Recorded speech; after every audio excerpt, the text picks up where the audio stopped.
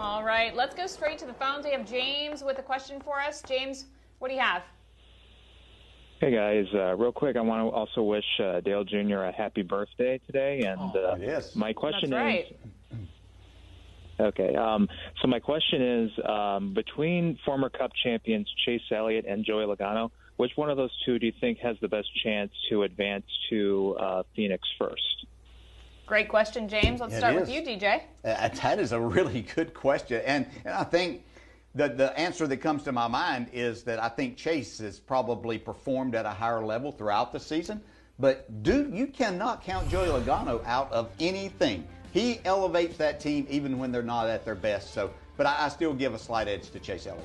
So I'm going to go with Joey Logano off of the test that they had at Homestead, what was it, 2 weeks ago, 3 weeks ago, that Chase referenced. The fastest cars there both days were Team Penske, including Joey Logano. And one of those sessions, I just think they found some things. They showed that at Texas they were really fast, nearly missed out on the pole. I think the Fords will be very fast in these 2.5 miles, especially at Vegas. So I have my eye on Joey Logano and Ryan Blaney. And interestingly enough, the two former champs, top two in the points. Chase currently plus 31 as we head into Vegas. Joey plus 11. But we've learned that points buffer has no factor on what we will see. All right, James, we only have a few seconds. Go at it. Hey, guys. I wanted to ask, between William Byron and Alex Bowman for Hendrick Motorsports that are below the cut line, which one of those drivers do you think will have the best chance to win at the Roval and advance to the round of 8? I think William Byron has a great chance, James. It's a great question. He's currently 11 below. The appeal for his penalty of 25 points will be heard Thursday. There's a chance he gains some points. We'll have to just wait and see. But I think William Byron has found a way. I don't think it's going to be spectacular. I don't think it's going to be a race-winning car. But they have found a way to just kind of be where they need to be time and time again. If it wasn't for that penalty, they would be above. I expect them to claw back at the Roval. Well, it's a lot on the line at the Roval. The Roval, I think, is the second hardest racetrack behind Darlington on the circuit. Yeah. We know we're going to see great racing. It's going to be a lot of fun. Yeah. Can't wait for you guys to join us. Remember, NBC this Sunday and for the rest of the year. NBC. Favorite hotel of the year this week.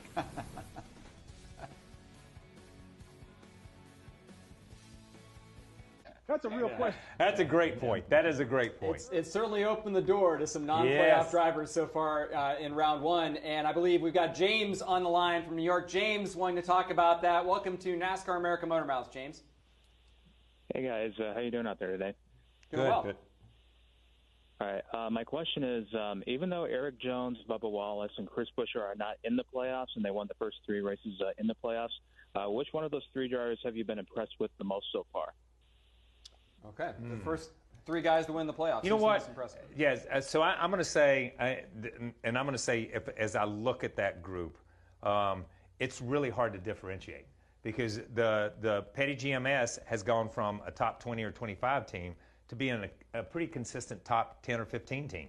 I look at what Bubba has done. Second half of the year, Bubba has become a race car driver. In my eyes, watching what he's done. You heard Parker earlier talk about him getting beat at Michigan on a restart. He learned from that. He took that and he learned from it. If he did the same thing at Kansas, then you start looking and you say, well, what's up with this? And Chris Buescher has done something at that team that even Brad Kay hadn't done. He's been pretty consistent, run that thing up front on the road courses, and made something out of nothing in a lot of cases. So I think it's really hard to say which one has outshined the other ones because there's been moments that are just as bright for every one of them. Yeah, and they're all in different situations, Yes. but it's a really good question. You're right. The biggest surprise to me is that Buescher has outrun Greg Keselowski the majority of the season. I mean, Keselowski was up front at Bristol, but really Buescher was right there. Well, one of the things that he's done, he's been so successful on the road courses that it's changed how RFK Racing did some things, and they put more of that focus on the road course program this year because they saw the success that they could have, and that was their avenue, they thought, to get into the playoffs, and it nearly was. He finished second. Sonoma had some other strong runs, and I think that's been. But again, you can make the case for each of them. Bubba has, as you said, grown before our eyes. And it just makes me think, what's he going to be like next year and how much stronger he's going to be, provided the team is still strong. And, look, what Eric Jones has done at Petty GMS has been, really strong building program. And you think about Noah Gragson going over there, that could be a very interesting combination. We'll start with James. What's going on, James?